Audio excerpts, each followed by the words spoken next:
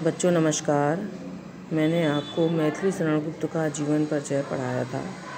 अब उनके द्वारा रचित भारत माता का मंदिर यह पाठ आपको मैं पढ़ाने जा रही हूँ। तो देखेंगे, भारत माता का मंदिर यह समता का संवाद जहाँ, सबका शिव कल्याण यहाँ है, पावें सभी प्रसाद यहाँ। सबसे पहले संदर्भ लिखेंगे। प्रस्तुत पंक्तियाँ हमारी पाठ्य पुस्तक काव्यखंड के भारत माता का मंदिर यह नामक शीर्षक से ली गई हैं। इसके कवि मैथिली शरण गुप्त जी हैं। उसके बाद प्रसंग लिखेंगे। प्रसंग में लिखेंगे, प्रस्तुत पद्यांश में मैथिली शरण गुप्त जी ने भारत के गौरव का गुणगान किया है और उनकी कल्याणकारी भावना का वर्णन किया है। अर्थ देखेंगे। भारत माता का मंदिर यह समता का संवाद। कवि कहता है कि भारत ऐसा अद्वितीय देश है जिसकी कल्याणकारी भावना उसे अन्य देशों से अलग करती है। कवि ने इस पद्यांश में भारत को ऐसे मंदिर के रूप में स्थापित किया है कि जहाँ प्रत्येक मानव को अपना विचार प्रस्तुत करने का अधिकार समान रूप से है। भारत एक ऐसा देश है जहाँ सबका कल्याण होता है और सभी प्रसन्नता रूपी प्रसाद ग्रहण करते हैं। जाति धर्म या संप्रदाय का नहीं वेद व्यवधान। यहाँ इस देश में जाति धर्म या किसी संप्रदाय की प्रगति को लेकर भेदभाव रूपी बाधाएं नहीं हैं। यहाँ हिंदू, मुस्लिम, सिख तथा ईसाई सभी संप्रदायों का स्वागत हृदय से किया जाता है।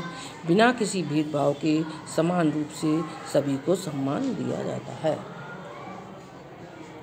राम, रहीम, बुद्ध, ईसा का सुलभ एक सा ध्यान। यहाँ इस देश में जो स्थान राम का है वही स्थान रहीम, बुद्ध और ईसा मसीह का भी है।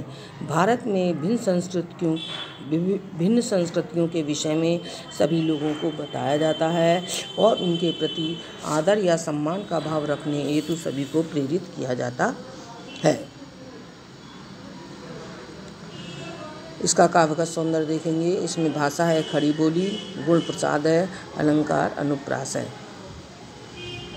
नहीं चाहिए बुद्ध बैर की, भला प्रेम का उन्माद यहाँ। कवि कहता है कि हमें ऐसी उन्नति कदापि प्रिय नहीं है जो ईर्ष्या से युक्त हो। सबका शिव कल्याण यहाँ है, पावें सभी प्रसाद यहाँ। इस भारत माता के मंदिर में सबका कल्याण और प्रेम का अत्यधिक अनुराग भरा हुआ है। यहाँ पर सभी का मंगल कल्याण है और यहाँ पर सभी को परम सुख की प्राप्ति होती है। सब तीर्थों का एक तीर्थ यह हृदय पवित्र बना ले हम। कवि का कथन है कि संसार में अनेक तीर्थ स्थान हैं जिनको पावन मानकर, पवित्र मानकर लोग उनके दर्शन के लिए जहाँ जाते हैं और जाकर पूजा पाठ करते हैं। तो भारत तो इन सब तीर्थों का भी तीर्थ, विश्व के समस्त तीर्थ स्थानों में सर्वाधिक महत्व का तीर्थ स्थान है भारत का। इस तीर्थ स्थान में हमें अपने मन की संपूर्ण कलुषताओं को मिटाकर अपने हृदय को पवित्र बनाना चाहिए।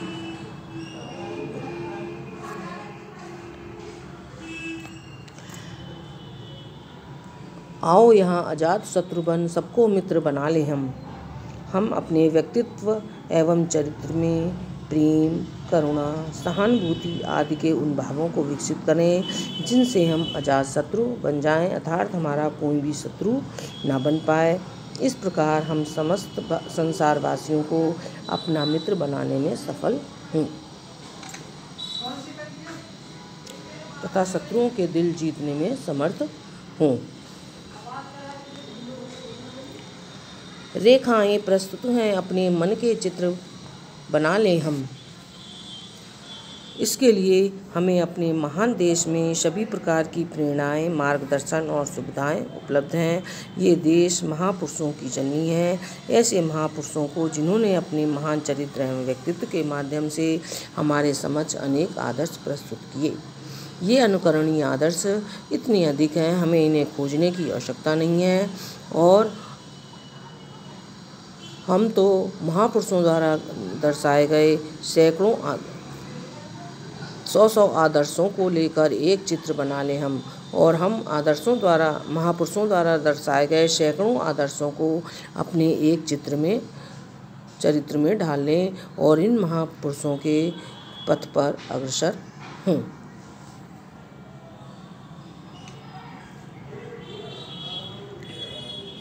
नाता भाई बहन का, समझें उसकी प्रसव वेदना, वही लाल है माई का।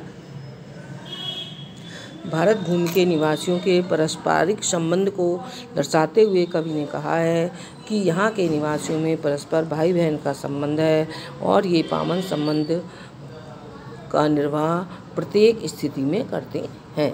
भारत माता के प्रति अपने कर्तव्य एवं निष्ठा का भाव जागृत करते हुए मैथिली शरण गुप्त जी कहती हैं कि हमारी जननी अर्थात हमारा पालन करने वाली या हमको जन्म देने वाली माता की प्रसव वेदना को जो समझता है वही भारत माँ का सच्चा पुत्र है। साथ ही हमको समझते हुए एक दूसरे के सुख दुख में सहभागी होना चाहिए। एक साथ मिल बांट लो अपना हर्ष विषाद यहाँ।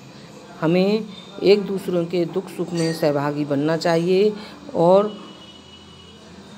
उनके सुख दुख को समान अपना सुख दुख समझना चाहिए। सबका शिव कल्याण यहाँ है, पावें सभी प्रसाद यहाँ। इस प्रकार जो सब कल्याणकारी है भारत माता के मंदिर में प्रसाद के रूप में उसे स्वीकार करना चाहिए।